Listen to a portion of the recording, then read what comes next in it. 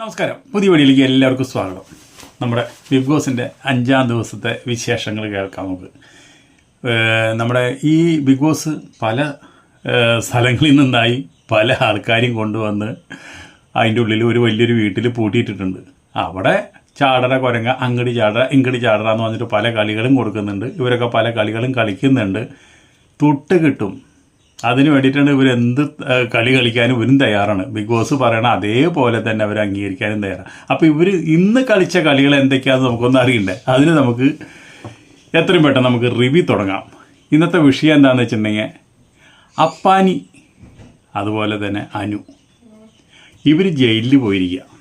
ഇപ്പോൾ jail nomination വന്നപ്പോൾ ഇവരൊക്കെ ജയിലിൽ നോമിനേറ്റ് ചെയ്യുന്ന ആൾക്കാരുണ്ട്, മറ്റുള്ള മത്സരാർത്ഥികൾ. അവർക്ക് എന്താ വെച്ചിട്ടുണ്ടെങ്കിൽ അവർക്ക് ഇഷ്ടമില്ലാത്ത ആൾക്കാരാണ്, അവർക്ക് ഉൾക്കൊള്ളാൻ കഴിയാത്ത ആൾക്കാരെ, സ്വഭാവം ശരിയല്ലാത്ത ആൾക്കാരെ, ചീത്ത ആൾക്കാരെ, ഇനിയിപ്പോൾ ഇവിടുന്ന് കപ്പും മേടിച്ച് കൊണ്ടുപോകുന്നുള്ള സംശയമുള്ള ആൾക്കാരെയൊക്കെ ഇനി ഒരു പെട്ടെന്ന് ജയിലിലേക്ക് വിടുക.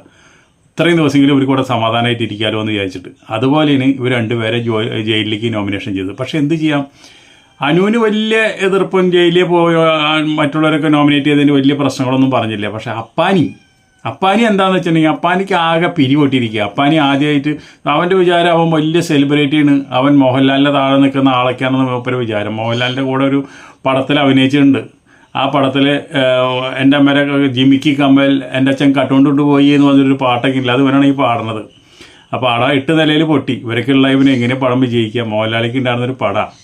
അപ്പോൾ മോഹൻലാൽ പറയും ചെയ്തു ഇവനെ കടത്തിയിടുമ്പോൾ ജിമ്മിക്ക് കമ്മൽ കക്കാണ്ട് കൊണ്ടോക്കോളോട്ടാന്ന് പറഞ്ഞിട്ട്. അപ്പോൾ അതിൻ്റെ ഒരു അഹങ്കാരം ഈ ശരത്തിനുണ്ട്. അപ്പോൾ ഇവന് ജയിലിൽ പോയപ്പോൾ എന്താ ഇവന് എല്ലാവരും ജയിലിൽ പോണ്. അപ്പോൾ അതിൽ എല്ലാ സീസണിലും ജയിലിൽ പോണവരുണ്ട്. എന്താ വെച്ചാൽ ജയിലിൽ പോണവർ മോശക്കാരൊന്നല്ല, അവർക്കൊക്കെ വോട്ട് നമ്മൾ കൊടുക്കാറുണ്ട്. ജയിലിൽ പോണവർക്കാർക്ക് വോട്ട് കൂടുതൽ കൊടുക്കാറുണ്ട്. അവിടുത്തെ അവരെ ബിഹേവിയറും അവിടുത്തെ അവരെ ആത്മാർത്ഥതയൊക്കെ കാണുമ്പോൾ ഇവന് മാത്രം ദഹിച്ചില്ല. ഇവന് നോമിനേറ്റ് ചെയ്തവരെയൊക്കെ ഇവൻ കറപ്പിറ എന്ന് പറഞ്ഞിട്ട് തെണ്ടിത്തരങ്ങളും മറ്റുള്ള കാര്യങ്ങളൊക്കെ പറയണ്. പിന്നെ ഇവർ രണ്ടുപേരും ശത്രുക്കളാണ്. ഈ അനുവിൻ്റെ പുറത്തുള്ള കാര്യങ്ങളൊക്കെ വിളിച്ചു പറഞ്ഞുകൊണ്ടാണ് അനുവിനെ മൂപ്പര് അറ്റാക്ക് ചെയ്യുന്നത്. അപ്പോൾ ഇനി അകത്ത് ചെന്നിട്ട് ഇവർ എന്തൊക്കെയാണ് ഇവർ നാടകങ്ങളും ഇവരെ സീനുകൾ എന്തൊക്കെയാണ് എന്നുള്ളത് അവിടെ വെച്ച് കാണാം. അപ്പാനി ശരത്തും അനുവും ഇവർക്കൊക്കെ ഒരു അഹങ്കാരമുണ്ട്. അവരെക്കാളും വലിയൊരു സെലിബ്രിറ്റി അവിടെ ഇല്ല. ഇപ്രാവശ്യം സെലിബ്രിറ്റികളൊക്കെ വളരെ കുറവാണ്. അപ്പോൾ അതുകൊണ്ട് അവർക്ക് ഒരു വലിയ സ്ഥാനം കൊടുക്കണം, നമ്മളാണ് അവിടെ എല്ലാം അധിപൻ എന്ന് പറഞ്ഞിട്ടുള്ളൊരു അഹങ്കാരമുണ്ട്. അത് പല്ലീരെ പോലെയുള്ള അഹങ്കാരം എന്തായാലും ബിഗ് ബോസിൽ ചിലവാവില്ല, പ്രേക്ഷകരുടെ ഇടയിൽ തീരും ചിലവാവില്ല. ഇങ്ങനെയുള്ള ആൾക്കാരൊന്നും ബിഗ് ബോസിൻ്റെ പ്രേക്ഷകർ അംഗീകരിക്കില്ല. അവരൊക്കെ എടുത്ത് തോരിക്കെറിഞ്ഞു കളയും, വോട്ട് കൊടുക്കില്ല. അപ്പോൾ അതാണ് അതിൻ്റെ ഒന്നാമത്തെ ഒരു സംഭവം. പിന്നെ എന്തുണ്ടാ വെച്ചിട്ടുണ്ടെങ്കിൽ ഇനി നമുക്ക് പറയാനുള്ളത് ശരിക്കും നമ്മുടെ അതിൻ്റെ ഉള്ളിൽ ഒരു പ്രേമം അത്യാവശ്യമാണ്. ഒരു പ്രേമം അത് ബിഗ് ബോസിൻ്റെ മസ്റ്റാണ്. കഴിഞ്ഞ സീസണിലുണ്ടായിരുന്നു, അതിന് മുമ്പിലത്തെ സീസണിലായിരുന്നു, അതിൻ്റെ മുമ്പിലത്തെ സീസണിലായിരുന്നു. എല്ലാ സീസണിലും പ്രേമം അവരൊരു തുറപ്പിച്ചിട്ടാണ്. ഇപ്രാവശ്യം പ്രേമത്തിന് ആരാണ് തിരഞ്ഞെടുക്കുന്നത് ബിഗ് ബോസ്? ഇനിയിപ്പോൾ ബിഗ് ബോസ് തിരഞ്ഞെടുക്കണമാണോ അത് ഇവർക്ക് സ്വയം തോന്നിയിട്ട് ഇവർ പ്രേമിക്കണമാണോ ഒന്നും അറിയില്ല. ബിഗ് ബോസ് തിരഞ്ഞെടുക്കും ചിലപ്പോൾ. നമ്മളറിയാണ്ട് പല പ്രാവശ്യം പല ആൾക്കാരെയും വിളിച്ച് അവിടെ പല ഗൈഡൻസും മറ്റുള്ള കാര്യങ്ങളൊക്കെ കൊടുക്കുന്നുണ്ട്. അതൊന്നും നമ്മൾ കാണില്ല എന്ന് മാത്രമേ ഉള്ളൂ. ഇപ്രാവശ്യം നമ്മളവിടെ കണ്ടതാണ് എന്താണെന്ന് വെച്ചിട്ടുണ്ടെങ്കിൽ നമ്മുടെ നൂറിൻ നമ്മുടെ ഈ ആര്യനായിട്ട്, നൂറയ്ക്ക് അങ്ങനെ ആര്യനോട് ക്രഷോ പ്രേമോ ഒന്നുമില്ല. അതേ സ്ഥാനത്ത് ലോക വായി നോക്കിയതിന് ആര്യൻ നിങ്ങൾ ശ്രദ്ധിച്ചാൽ തുടക്കം മുതൽ ശ്രദ്ധിച്ചാൽ നിങ്ങൾക്ക് മനസ്സിലാവും. പല സീനുകളിലും ഈ നൂറയുടെ അടുത്ത് ഒറ്റയ്ക്ക് വന്നിരുന്നിട്ട് നൂറോട് ഓരോന്നൊക്കെ സംസാരിക്കുന്നത്, നൂറോടൊക്കെ ഓരോ ഡിസിഷൻ കൊടുക്കുന്നത്. അപ്പോൾ അവർ ഭാര്യയും ഭർത്താവുള്ള ബന്ധത്തിൻ്റെ ഇടയിൽ കൂടെ മൂപ്പരൊരു പ്രേമ സ്ട്രാറ്റജി നേരിട്ട് അങ്ങോട്ട് തള്ളിക്കേറ്റിട്ടുണ്ട്, ലോക വായി നോക്കിയായിട്ട്. അത് ബിഗ് ബോസ് പറഞ്ഞിട്ടാണോ അത് ഇവന് സ്വയം തോന്നിയിട്ട് ചെയ്തതാണോ എന്നറിയില്ല. ബിഗ് ബോസിൻ്റെ അകത്ത് കാണാൻ കൊള്ളാവുന്ന ആ ഒരു പെൺകുട്ടി മാത്രമേ ഉള്ളൂ. എന്താണെന്ന് വെച്ചിട്ടുണ്ടെങ്കിൽ അത് വളരെ ഇത്രയും വലിയൊരു ബോൾഡായൊരു തീരുമാനം ആ കുട്ടി എടുത്തു എന്ന് പറയുന്നത് നമുക്ക് ചിന്തിക്കാൻ പോലും കഴിയുന്നില്ല.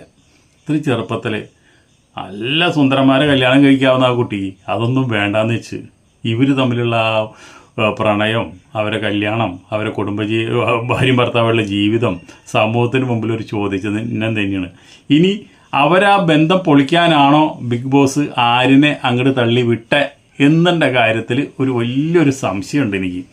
എന്തായാലും ബിഗ് ബോസിന് ഒരു സീസണിൽ പ്രേമമില്ലാണ്ട് നിലനിൽക്കാൻ പറ്റില്ല. പ്രേമമാണ് അവരെ തുറുപ്പ് ഗുലാൻ. ഇപ്പം തന്നെ ബിഗ് ബോസ് അവർ വിചാരിച്ച പോലെ മത്സരാർത്ഥികൾ ഉയർന്നു വരാത്തത് കൊണ്ട് നമുക്കിപ്പോൾ ഇതിൻ്റെ ഉള്ളിൽ റിവ്യൂ നല്ല ചൂടായിട്ട് ചെയ്യാനോ അല്ലെങ്കിൽ റിവ്യൂവിൽ എന്തെങ്കിലുമൊക്കെ അതിൻ്റെ ഉള്ളിൽ നടന്ന കാര്യങ്ങൾ പറയാനോ ഒന്നും കാര്യമായിട്ടില്ല. പിന്നെ വയറിളകി തൂറിയ പോലെ അതിൻ്റെ ഉള്ളിൽ അങ്ങനെ നടന്ന കാര്യങ്ങൾ ഓരോന്ന് എടുത്ത് പറയാം. പക്ഷെ നമ്മൾക്കതൊന്നും ഒരു ഇൻട്രസ്റ്റ് തോന്നുന്നില്ല. കാരണം അതിന് അതൊക്കെ 1ാം സീസണിലും 2ാം സീസണിലും അതേപോലെയുള്ള സ്റ്റാൻഡേർഡിലാണ് ഇപ്പോഴും വന്നു നിൽക്കുന്നത്. ഇവരിപ്പോൾ 1ഉം 2ഉം സീസണിൽ നിന്ന് ഇതുവരെ 7 സീസണായിട്ട് ഇതുവരെ പോന്നിട്ടില്ല. പിന്നെ 7ാം സീസണിൽ കുറച്ച് പണി കൊടുത്തിട്ടുണ്ട് ബിഗ് ബോസ്. അത് ബിഗ് ബോസിൻ്റെ ബുദ്ധിന്. ഇവരൊക്കെ ഒരുപാട് നല്ല ഡ്രസ്സുകളും ആഡംബര സാധനങ്ങളൊക്കെ കൊണ്ടുവന്നു. ഇതൊക്കെ ഇതിൻ്റെ ഉള്ളിലിട്ടിട്ട് വിലസിയിട്ട് നമ്മളെ കാണിക്കാൻ വേണ്ടിയിട്ട്. പക്ഷെ എന്തുണ്ടായി, ഒരാളെ ഡ്രസ്സ് പോലും അതിൻ്റെ ഉള്ളിൽ നിന്ന് പെട്ടിയിൽ നിന്ന് പുറത്തെടുക്കാൻ പറ്റിയിട്ടില്ല. വളരെ 2-3 ആൾക്കാർ പറ്റുള്ളൂ. അതിൻ്റെ അമർഷം ഇവർക്കുണ്ട്. അപ്പോൾ ആ അമർഷം ഉണ്ടെന്ന് പറഞ്ഞിട്ട് കാര്യമില്ല, അത് മനസ്സിൽ വയ്ക്കാനേ പറ്റുള്ളൂ. അതൊരു 7ൻ്റെ പണി തന്നെയാണ്. അപ്പോൾ അത് ഒരു പുതുമയാണ്. പിന്നെ പക്ഷേ ആ പുതുമ ബിഗ് ബോസ് കൊണ്ടുവരുന്ന പുതുമയ്ക്ക് അനുസരിച്ച് ഇവിടുത്തെ മത്സരാർത്ഥികൾ ഉയർന്ന് വരുന്നില്ല. ഇവരെന്നെ കണ്ടൻറ്റുകൾ ഇവർ സ്വയമായിട്ട് ക്രിയേറ്റ് ചെയ്യണം. കണ്ടൻറ്റുകളിൽ കൂടെ കണ്ടൻറ്റ് ഉണ്ടാക്കണം. അല്ലാണ്ട് പറഞ്ഞ 2 എപ്പിസോഡിൽ പറഞ്ഞ കാര്യങ്ങൾ വീണ്ടും കുഴച്ച് നിന്ന് കഴിഞ്ഞ് കഴിഞ്ഞാൽ പ്രേക്ഷകർക്ക് അത് ബോറടിക്കും. ഇപ്പോൾ തന്നെ നമ്മുടെ രേണു ഇപ്പോൾ അന്ന് സെപ്റ്റി ടാങ്ക് ഒന്ന് വിളിച്ചു എന്ന് പറഞ്ഞു. ഇപ്പോഴും കട്ടിലിൽ ഇരുന്നിട്ട് ആ സെപ്റ്റി ടാങ്കിൻ്റെ അവിടെ നിന്നിട്ട് പോന്നിട്ടില്ലേ. അപ്പോൾ ആ സെപ്റ്റി ടാങ്കിൻ്റെ സെൻറ്റിമെൻറ്റ്സ് അങ്ങോട്ട് ഇട്ട് നമുക്ക് അങ്ങോട്ട് കുന്നുകൂട്ടാലോ എന്ന് വിചാരിച്ചിട്ടാണ് ഇപ്പോഴും കട്ടിലുമേരിക്കുന്നത്. ഇപ്പോൾ രേണുവിൻ്റെ ഒരു ഫോട്ടോ ഞാൻ കണ്ടു. രേണു വയസ്സായി അങ്ങനെ ഇരിക്കുന്നുള്ളൂ. ഞാൻ വിചാരിച്ചാൽ ഏതൊരു ബ്രിട്ടീഷ് തള്ളയാന്ന് വിചാരിച്ചാൽ നോക്കിയത് പിന്നെ രേണുവാ. ഓരോരുത്തരിടുന്ന കാര്യങ്ങളെ രേണുവിനെ കുറിച്ച് ഓരോരുത്തർ പറയണേട്ട് കഴിഞ്ഞ് കഴിഞ്ഞാൽ നമ്മുടെ തൊലി ചുരുങ്ങി പോകും. ആ നിലയ്ക്കുള്ള കാര്യങ്ങൾ സോഷ്യൽ മീഡിയയിൽ ഓരോരുത്തർ കിടന്ന് ഓരോ പോസ്റ്റുകളും ഓരോ വീഡിയോകളൊക്കെ കാണുമ്പോൾ നമുക്കപ്പോൾ അതൊന്നും അങ്ങനെ ഒരാളെ വ്യക്തിപരമായിട്ട് അറ്റാക്ക് ചെയ്യേണ്ട കാര്യം നമുക്കില്ലല്ലോ. നമുക്ക് കണ്ടത് പറയാം, അത്ര തന്നെ. പിന്നെ അവിടെ ഒരു റേഡിയോ ജോക്കി ഉണ്ട്. റേഡിയോ ജോക്കി അവിടെ കിടന്ന് നല്ല കളി കളിക്കുന്നുണ്ട്. അവളെന്ന് വെച്ചിട്ടുണ്ടെങ്കിൽ ഇപ്പം അവൾക്ക് ഇഷ്ടപ്പെട്ട ആൾക്കാരെ ഇപ്പോൾ ഒരു വലിയ വഴക്കൊക്കെ നടന്നു. തന്തയ്ക്കും തള്ളയ്ക്കൊക്കെ വിളിച്ചിട്ട് ഡേ പൊടിയിൽ നിന്ന് അവൾ വിളിക്കാൻ പാടില്ല. അവൾ വിളിച്ചു കഴിഞ്ഞാൽ അവൾ രാക്ഷസിയായിട്ട് മാറും. അപ്പോൾ ആ രാക്ഷസിയായിട്ട് മാറിയിട്ട് വിളിച്ച ആളെ തന്തയ്ക്ക് വിളിക്കുന്നത്, തള്ളയ്ക്ക് വിളിക്കുന്നത്, നിൻ്റെ തന്തേനെ പോയി വിളിക്കുക, തള്ളേനെ പോയി വിളിക്കുക. ഒന്നുമില്ലെങ്കിൽ ഒരു റേഡിയോ ജോക്കിയല്ലേ. സമൂഹത്തിന് എന്നും നല്ല രീതിയിൽ നല്ലത് പറഞ്ഞു കൊടുത്ത് നല്ല നല്ല കാര്യങ്ങൾ സംസാരിക്കുന്ന ആൾക്കാരാണ്. ഇതൊക്കെ വന്നിട്ട് ഇത്രയും വൃത്തികെട്ട രീതിയിൽ ഇത്രയും ലക്ഷങ്ങൾ കാണുന്ന ഒരു ഷോയിൽ വന്നിട്ട് ഇതുപോലെയൊക്കെ പെരുമാറാന്ന് പറയുമ്പോൾ ഇവരൊക്കെ എന്തായിരിക്കും? ഇവരെ കുടുംബത്തും ഈ റേഡിയോയിൽ കേൾക്കുന്നത് മാത്രമല്ല ഇവരെ ജീവിതം. ഇവർക്ക് നല്ല അസല് നാക്കുള്ളവരാണ്. നല്ല തെറിയും പറയാറിയാൻ ഓരോരുത്തർ തന്തയ്ക്കും തള്ളയ്ക്കും വിളിക്കാനൊക്കെ അവർക്ക് നല്ല പരിചയമാണ്. അതും കൂടി മനസ്സിലാക്കി വയ്ക്കുക നമ്മുടെ പ്രേക്ഷകർ.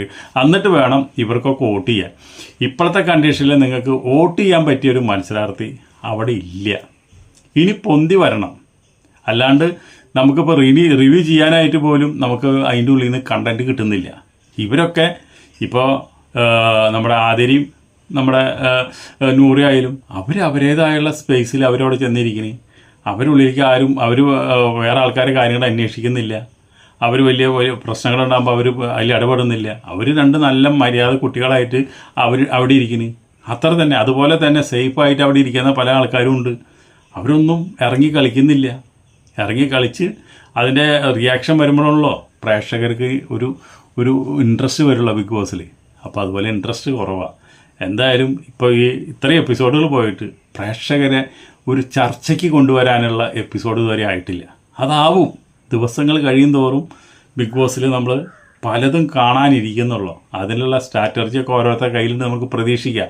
അതിനുള്ള മെറ്റീരിയൽസ് ബിഗ് ബോസ് ഇങ്ങനെ തള്ളി കൊടുക്കും എന്ന് പ്രതീക്ഷിച്ചുകൊണ്ട് ഈ വീഡിയോ ഇവിടെ നിർത്തുന്നു. അപ്പോൾ ബിഗ് ബോസിൻ്റെ ഉള്ളിൽ ഒരു പ്രേമം പൊട്ടിങ്ങനെ മുളച്ച് വരുന്നുണ്ട്. അത് 1 വേ ട്രാഫിക്കാണ് ഇപ്പോൾ. ആ 1 വേ ട്രാഫിക്ക് ഒരു സുപ്രഭാതത്തിൽ നമ്മുടെ ആര്യം പറയണം, നൂറെ ഞാൻ സ്നേഹിക്കുന്നു, കല്യാണം കഴിക്കാൻ ഇഷ്ടമാണെന്ന് പറഞ്ഞു കഴിഞ്ഞാൽ എന്തായിരിക്കും ബിഗ് ബോസിൻ്റെ പ്രേക്ഷകര ഒരു ചിന്ത? അതായിരിക്കണം കമൻ്റായിട്ട് നമുക്ക് ഇടേണ്ടത്. ഓക്കെ, അടുത്ത വീഡിയോയിൽ വീണ്ടും കാണാം. അതുവരെ നിങ്ങൾക്ക് എല്ലാവർക്കും നന്ദി, നമസ്കാരം.